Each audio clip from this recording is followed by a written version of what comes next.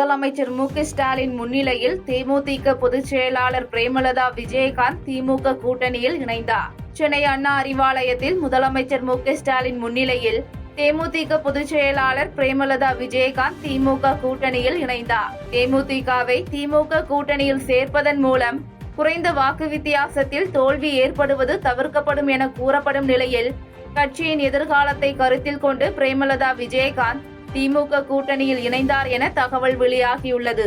மேலும் தேமுதிகவை அதிமுக பாஜக கூட்டணியில் கொண்டுவர அதிமுக மற்றும் பாஜக தலைவர்களுடன் பல கட்ட பேச்சுவார்த்தை நடந்தபோதும் வாக்குறுதிப்படி மாநிலங்களவை சீட் தராத எடப்பாடிக்கு பாடம் புகட்டவே பிரேமலதா திமுக கூட்டணியில் இணைந்தார் என்றும் கூறப்படுகிறது.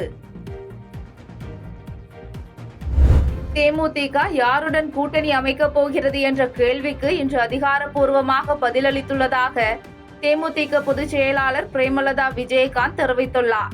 சென்னை அண்ணா அறிவாலயத்தில் முதலமைச்சர் மு.க.ஸ்டாலின் முன்னிலையில் திமுக கூட்டணியில் இணைந்த தேமுதிக பொதுச் செயலாளர் பிரேமலதா செய்தியாளர்களை சந்தித்தார்.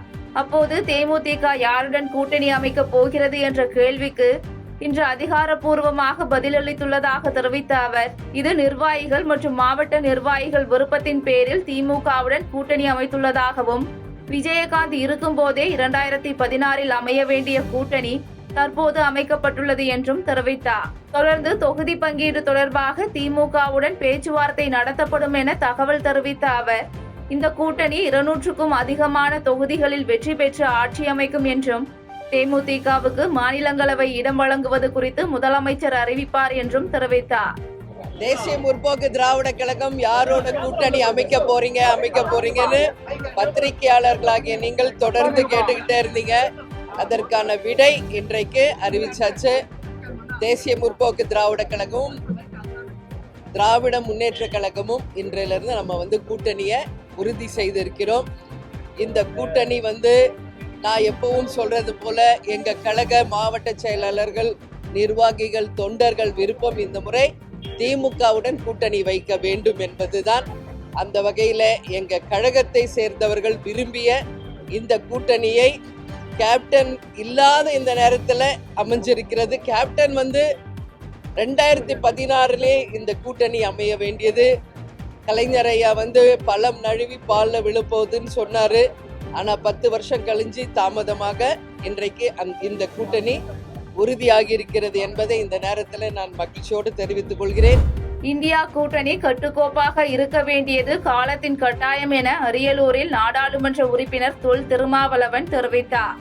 அரியலூர் மாவட்ட ஆட்சியர் கூட்டரங்கில் நடைபெற்ற மாவட்ட வளர்ச்சி மற்றும் கண்காணிப்பு குழு கூட்டத்தில் கலந்து கொண்ட நாடாளுமன்ற உறுப்பினர் தொல் திருமாவளவன் செய்தியாளர்களை சந்தித்தார்.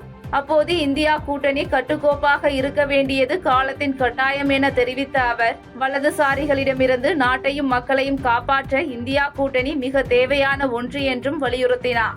தொடர்ந்து இடைக்கால பட்ஜெட் குறித்து பாஜகவினர் அரசியலுக்காக பேசுவதாக குற்றம் சாட்டிய அவர், பாஜகவும் RSSம் இந்தியாவிற்கு எவ்வளவு ஆபத்தான சக்தி என்பதை கட்சி சார்பற்ற ஜனநாயக சக்திகள் உணர்ந்து, நாடு உணர்ந்து உலகம் முழுவதும் பேசி வருவதாகவும், அந்த கட்சியை சேர்ந்த ஒருவர் ராகுல் காந்தியை இந்தியாவிற்கு ஆபத்தானவர் என கூறுவது நகைப்புக்குரியது என்றும் விமர்சித்தார். இடைக்கால பட்ஜெட்ல எந்த திட்டத்தையும் அறிவிக்க மாட்டாங்க. புதுசா இந்த திட்டத்தை அறிவிக்கிறது கிடையாது. அது வழக்கமும் இல்லை.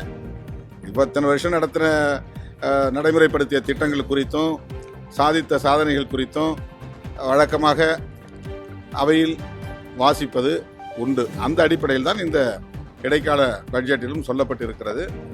அரசியலுக்காக அவர்கள் அப்படி பேசுகிறார்கள். எப்படியாவது திமுக அரசு மீது மக்களுக்கு ஒரு வெறுப்பு உருவாக வேண்டும் என்பது அவர்களின் ஏக்கமாக இருக்கிறது. ஆனால் அது இங்கு சாத்தியமாகாது என்பது அவர்களுக்கு தெரியாது.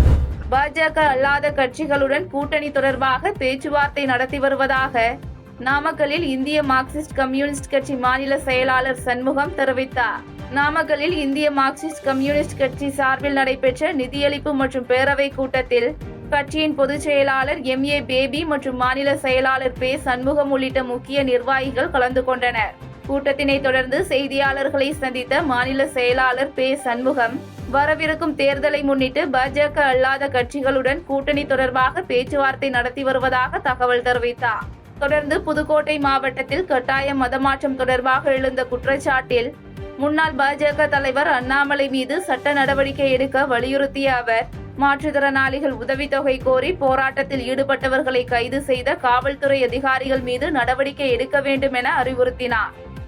அன்றைக்கு தலைவராக இருந்த பாரதிய ஜனதா கட்சியுடைய தலைவராக இருந்த அண்ணாமலை அவர்கள் தான் அதற்கு அடிப்படையான காரணம். தலைவர் என்கிற முறையில் அவருடைய பேச்சை கேட்டு தமிழ்நாட்டில் உள்ள பல்வேறு சங் பரிவார அமைப்புகளும் இதை ஒரு பெரும் பிரச்சனையாக மாற்றினார்கள். ஆனால் இன்றைக்கு மத்திய புலனாய்வுத்துறை உச்ச நீதிமன்றத்தில் இந்த பெண் மதமாற்றம் செய்யப்படவில்லை என்பது மட்டுமல்ல, இதற்கு முன்பாக பள்ளியில் படித்து வெளியேறிய மாணவிகள் யாருமே மதமாற்றம் செய்யப்படவில்லை என்கிற தகவலை உட்பட உச்ச நீதிமன்றத்தில் அவர்கள் தாக்கல் செய்திருக்கிறார்கள். ஆகவே பொய்யான பிரச்சாரத்தை மேற்கொண்டு மக்கள் மத்தியிலே பகைமையை உருவாக்கக்கூடிய நடவடிக்கையில் ஈடுபட்ட பாரதிய ஜனதா கட்சியினுடைய தலைவர் அண்ணாமலை தமிழ்நாட்டு மக்களிடம் பகிரங்கமாக மன்னிப்பு கேட்க வேண்டும் என்று மார்க்சிஸ்ட் கம்யூனிஸ்ட் கட்சியின் சார்பில் நாங்கள் வற்புறுத்த விரும்புகிறோம். இரண்டாவது, இந்த மாதிரியான ஒரு பிரச்சனையை எழுப்பி ஒரு பெரும் பதற்றத்தை உருவாக்கிய குற்றத்திற்காக தமிழ்நாடு அரசாங்கம் அண்ணாமலை அவர்கள் மீது சட்டப்படி நடவடிக்கை எடுக்க வேண்டும் என்று நான் வற்புறுத்தி கேட்டுக்க விரும்புகிறேன். சிந்தனை சிற்பி சிங்காரவேலரின் 166வது பிறந்த நாளை முன்னிட்டு பாரதிய ஜனதா கட்சியின் மீனவர் பிரிவு சார்பில் நலத்திட்ட உதவிகள் வழங்கும் நிகழ்வில் பாஜக மாநில தலைவர் நயினார் நாகேந்திரன் கலந்து கொண்டார். சென்னை திருவொற்றியூர் தேரடி பகுதியில் பாஜக மீனவர் பிரிவு சார்பில் நடைபெற்ற சிந்தனை சிற்பி சிங்காரவேலர் 166வது பிறந்தநாள் விழா நிகழ்வில் கட்சியின் மாநில தலைவர் நயினார் நாகேந்திரன் கலந்து கொண்டு சிந்தனை சிற்பி சிங்காரவேலர் படத்திற்கு மலர் தூவி மரியாதை செலுத்தினார். தொடர்ந்து செய்தியாளர்களை சந்தித்த நயினார் நாகேந்திரன், கண் துடைப்பிற்காக வழங்கப்பட்ட 5000 ரூபாய் பணம் காரணமாக மக்கள் ஏமாற மாட்டார்கள் என்றும், இந்தியாவில் எந்த மாநிலமும் அறிவிக்காத ஒரு திட்டத்தை நம்ம முதலமைச்சர் செயல்படுத்தியுள்ளார் என்றும் விமர்சித்தார்.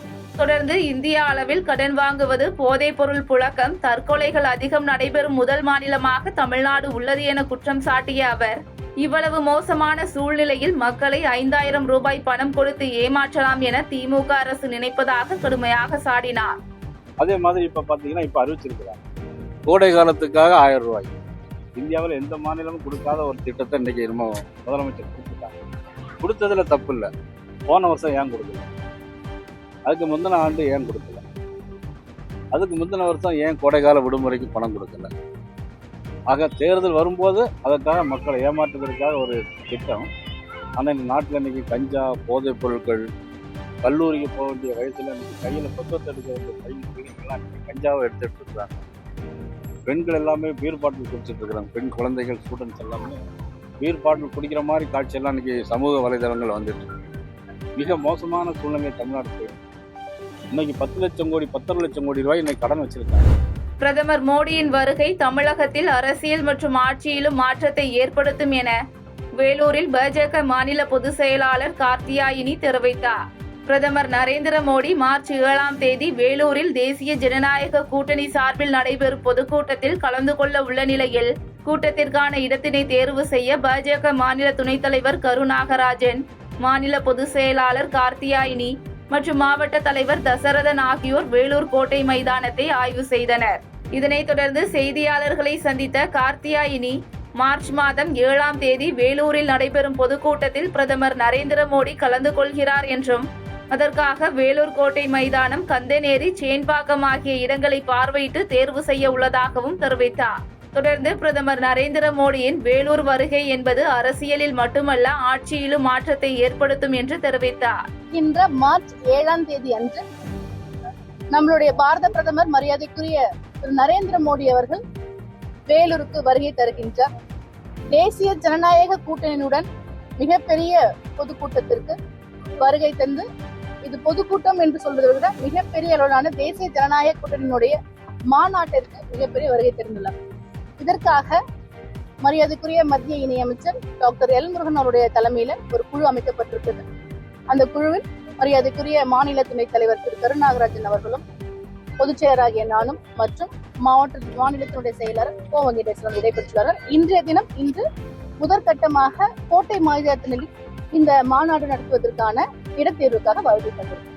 நிச்சயமாக அரசியல் மாற்றம் இல்ல, ஆட்சி மாற்றத்தை தமிழகத்தில் கொண்டு வருவதற்கான மிகப்பெரிய வருகை தான் நம்மளுடைய பாரத பிரதமர் நரேந்திர மோடியோட வருகை. செய்திகளை உடனுக்குடன் தெரிந்து கொள்ள கீழ்க்கண்ட கேபிள் மற்றும் டிடிஎச் நெட்வொர்க்குகளில் எம்நாடு செய்தி தொலைக்காட்சியை காணுங்கள்.